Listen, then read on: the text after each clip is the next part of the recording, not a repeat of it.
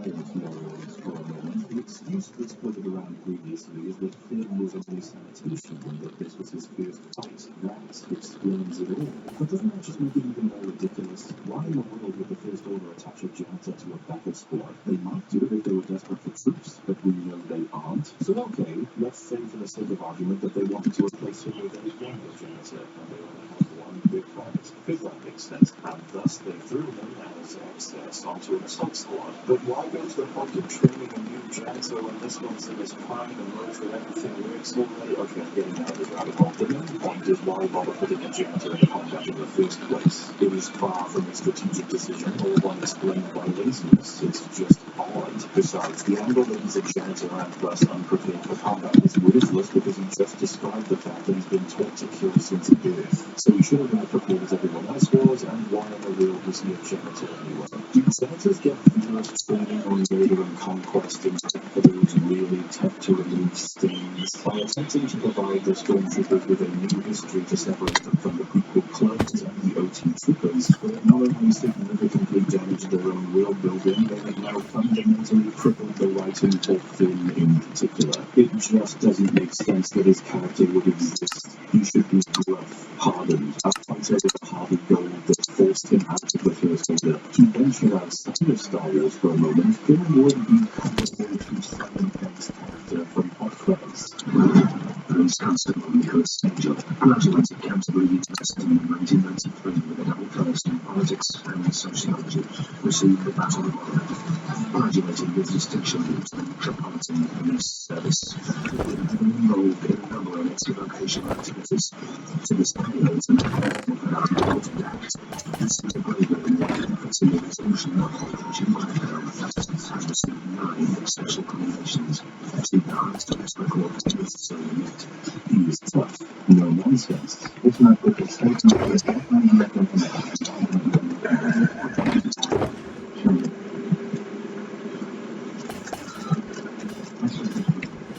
An amazing policeman.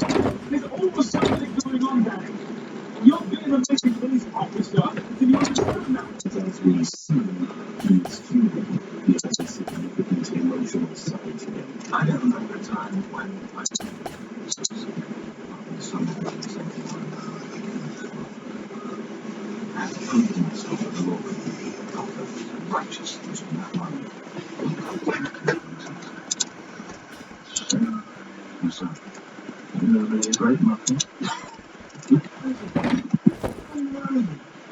I was buying Purple Batman and Japanese policeman pretty good. Finn, like an angel, could be portrayed as having no time to treat the situation as anything but serious, because lives are always on the line, and this character has seen how bad it can go. You could spend the films having him break him down and feel levity again. This would also set you up for some great insights into the First Order through Finn. He can describe why they fight, how they feel, and what life is like, leading to what spoke to his personality. But we get no Finn. Why? About this.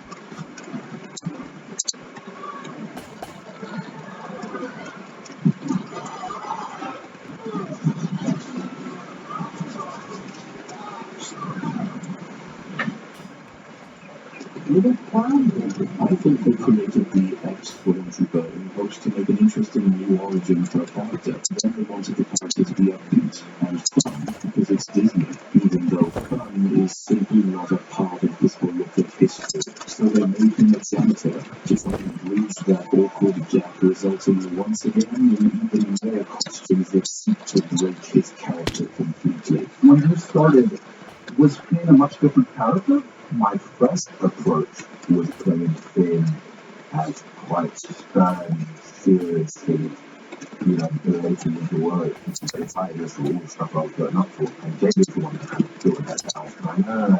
You got that. So much for that. Outside of this inconsistency, this notion that the troopers have been trained from childhood to be merciless, combat-ready instruments of war is almost impossible to believe, as we've seen so many of them fail so miserably. The old even go into depth for what they were. Troopers were assumed to be conscripted men from the planets under the loyal banner of the Empire. Our loyalty that was shown to be misplaced once the Empire made their intentions clear. The Empire's strength was found in their numbers, as a result of them having the ruling government. The cannon fodder in their armies was very much suitable in both the narrative and as a representation of war. Now, in the future, we arbitrarily provide this massive power to the bad guys once again, then we add extensive lifelong training to the troopers only to have them fail to live up to even the best of their predecessors. This idea permeates the trilogy. Remember, since I mentioned it hours ago at this point, the troopers are conditioned once they've been torn from their original families. Oh wait, it's the reverse. My men are exceptionally trained, programmed from birth. So they're programmed from birth while also having been taken from families at a young age. The first order must have a planet of families to poach from that grow babies. As I said before, where have the good guys been during this fiasco? Well, during a bunch of fiascos, from what we understand, these events have been ignored by the Republic, and it's implied that people have known about this for a while. Listen to what Finn says. I was taken from a family I'll never know. Like all of them, as if it's an accepted premise. This information is for the audience rather than a reveal to the world surrounding Star Wars. I think the writers inserted the line about families to make Finn seem more sympathetic in terms of his change. But if we're to believe Hux about the brainwashing, then surely there should be a crack team of super soldiers loyal to the flag. So why are they all incompetent? Well, we need bad guy fodder for our heroes.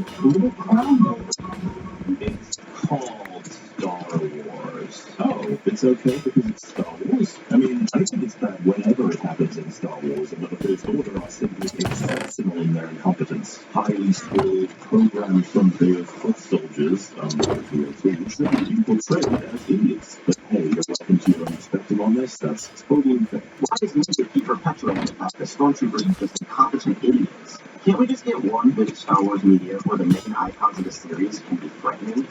Yeah, okay. Whenever someone says they're a fan of Cosmic Variety Hour, just ask them which Cosmic Variety Hour they're a fan of. You might think it's a little strange that I'm judging a comic book movie based on the comic that it's material from, because I usually don't do that. I usually like to judge these as completely separate stories. But when the comic is done so much better than the movie, it's hard to ignore.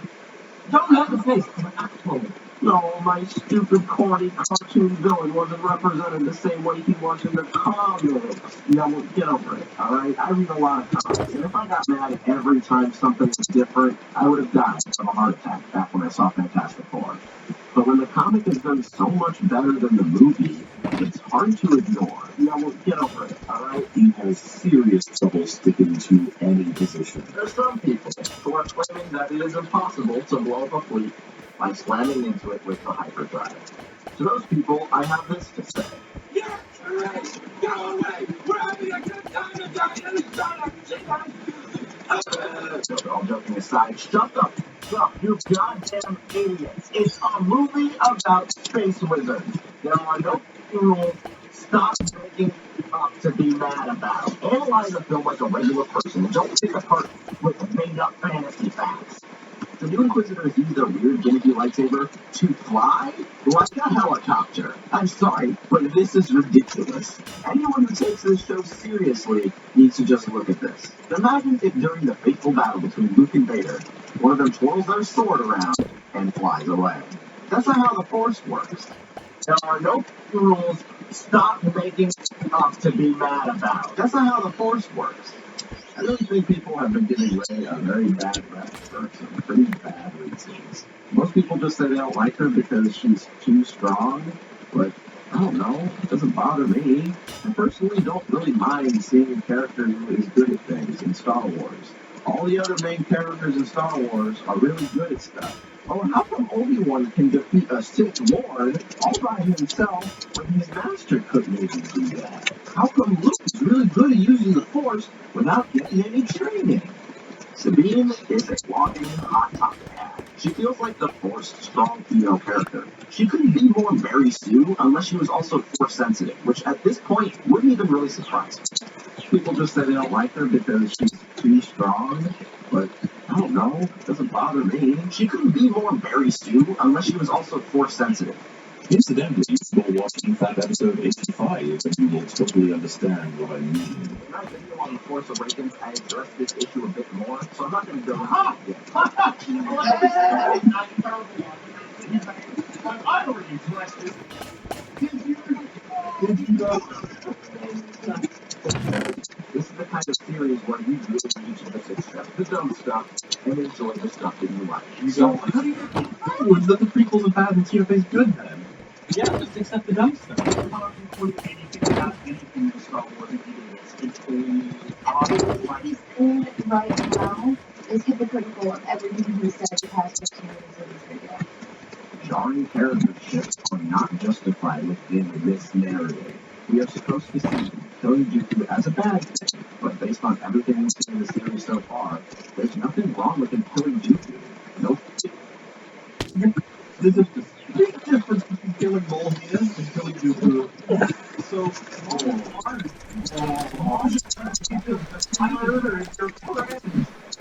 there's a world difference you're talking about. How do you not see this? It's not the same thing at all. Oh, you kill Maul, fine. You kill Dooku isn't. Oh boy. Killing people with weapons is the same as killing people without. Did you just look on Dooku's face? He's actually like upset and sad. He's like, please don't kill me. This